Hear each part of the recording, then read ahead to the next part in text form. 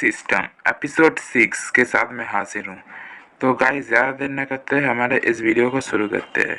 तो पिछले वीडियो में हम लोगों ने देखा था कि गैरी एक जंगल में आ चुका था और उसे एक सिस्टम मिला था। और अब आगे तो कहानी की शुरुआत में हम लोगों को दिखाया जाता है कि गैरी एक वेयरवुल्फ के बारे में सोच रहा होता है कि अगर वो एक बार एल्टार्ड बन गया तो फिर वो कैसे एक वेयरवुल्फ बन जाएगा, और अपने मन में सोचने लग जाता है कि उस सूटकेस के अंदर आखिर था क्या, जिसकी वजह से वो उसके पास एक सिस्टम भी आ गया है। और एक एल्टार्ड बनने के लिए किसी भी इंसान को बहुत ही मुश्किल दौर से गुजरना पड़ता है, लेकिन ऐसा भी हो सकता है कि वो कोई एक नया प्रोडक्ट था, किसी कंपनी की तरफ से तैयार किया गया, जिसकी वजह से वो अब एक एल्टार्ड भी शायद बन जाएगा। और अपने मन में सोचने लग जाता है कि शिट, मैंने उस सूटकेस को उस लगता है कंस्ट्रक्शन साइट में ही छोड़ दिया है। और दोबारा से अपने मन में सोचने लग जाता है कि इसे शायद वारवुल्फ सिस्टम इसीलिए कहा जाता है कि क्योंकि मैं एक एल्टार्ड एक वारवुल्फ की तरह बना हूँ, और मेरी जो आई साइट है वो तो अपग्रेड हो ही चुका है। लगता है कि मेरा पावर भी अपग्रेड हो जाएगा, और जो बाकी सारे एल्टार है उन लोगों के पास भी शायद ऐसा कोई सिस्टम हो, लेकिन वो किसी को बताते नहीं होंगे। और यही सब सोच के गैरी अपना पंच तैयार करने लग जाता है और अपने मन में सोचने लग जाता है जो सारे के सारे एल्टार बनते हैं उन सभी के पास एक सुपर ह्यूमन स्ट्रेंथ ज़रूर होता है। और इन सभी चीज़ों को सोचने के बाद वो कहता है, वह एक पंच बनाता है और कहता है कि मैं अब बहुत ही ज़्यादा ताकतवर हूँ, और एक ज़ोरदार पंच एक पेड़ के ऊपर मारता है। लेकिन जैसे उसका पंच पेड़ से टकराता है वो बहुत ज़ोरों से चिल्लाता है और उसके हाथों में भी चोट लग जाता है। और उसके बाद वो कहने लग जाता है कि मुझे नहीं पता कि मेरे पास सुपर ह्यूमन स्ट्रेंथ आया है या नहीं, लेकिन मैं इस बात से खुश भी हूँ और दुखी भी, क्योंकि मेरे पास अभी भी वो सुपर ह्यूमन स्ट्रेंथ नहीं है।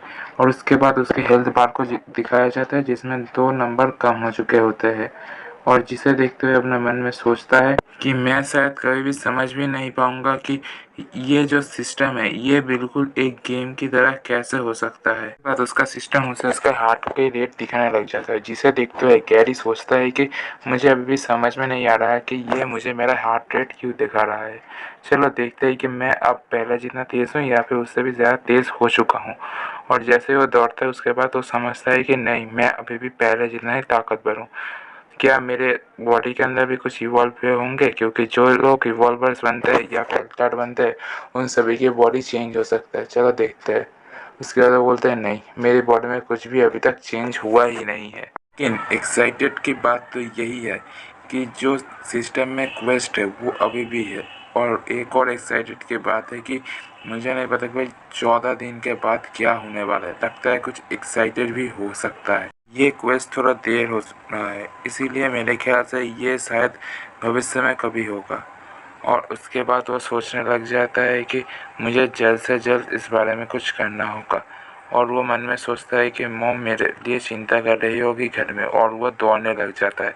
और दौड़ते दौड़ते वो घर में पहुंचता है और कहता है कि मॉम मैं घर आ गया। और घर में आने के बाद अपने आप को देखते हुए सोचने लग जाता है कि मैं 20 मिनट से दौड़े जा रहा था, लेकिन मैं अभी तक बिल्कुल भी नहीं थका हूँ। मैं सोचता है कि मैं पहले भी 20 मिनट तक दौड़ चुका हूँ, लेकिन मेरे ख्याल से मेरे बॉडी में कुछ ना कुछ तो चेंज ज़रूरी हुआ है।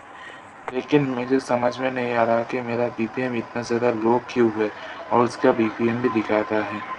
उसके बाद गैरी सीधा अपने कमरे में आता है। कमरे में आते ही अपने कपड़े को उतारने लग जाता है, और वहाँ पर उसकी बहन भी बैठी होती है, जिसे देख के गैरी को देख के उसकी बहन बहुत ज़्यादा डर जाती है और कहते है गैरी आखिर तुम ये क्या कर रहे हो, जल्दी से जल्दी अपने कपड़ों को पहन। उसके बाद गैरी बोलते है कि ठीक है, मुझे पहले इन कपड़ों को रखने दो, मैं अपने कपड़ों को पहनता।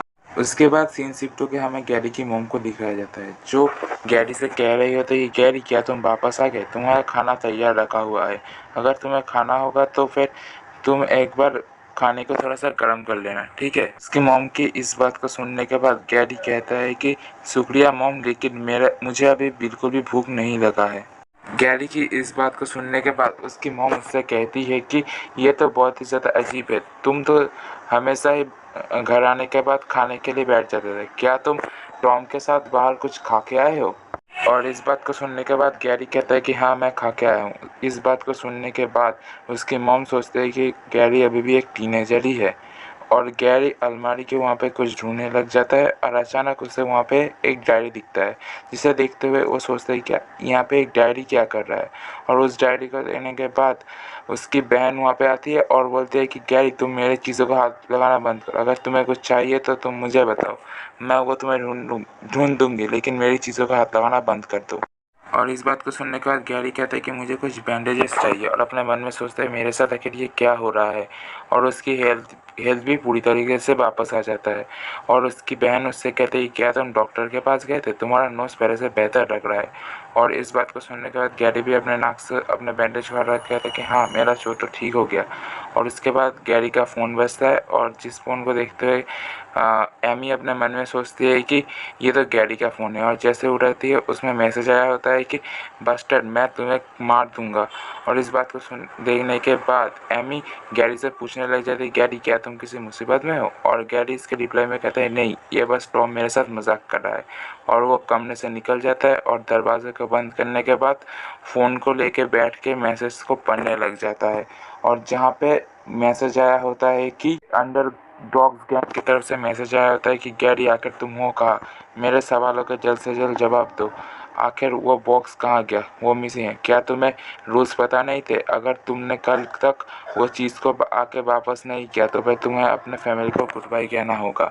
और इस बात को सुनने के बाद गैरी बहुत ही ज़्यादा डर जाता है और अपने मन में सोचने लग जाता है ये मैसेज तो अंडर डॉग्स गैंग की तरफ से है, लेकिन मुझे उस पैकेज के बारे में आखिर कुछ भी नहीं पता है, तो फिर वो पैकेज आखिर गया कहाँ। के बाद गैरी दोबारा से अपने मन में सोचने लग जाता है कि अच्छा हुआ कि मैंने उन्हें गलत एड्रेस दिया है, लेकिन अगर उन लोगों ने हमें ढूंढ लिया और मेरी परिवार में एमी और मेरी माँ है, मैं आखिर क्या करूँगा, ये मैंने आखिर क्या कर लिया।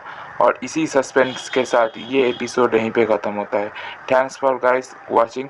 और वीडियो को लाइक कर देना, शेयर कर देना, और चैनल पर नहीं हो तो गाइस प्लीज़ सब्सक्राइब कर दो।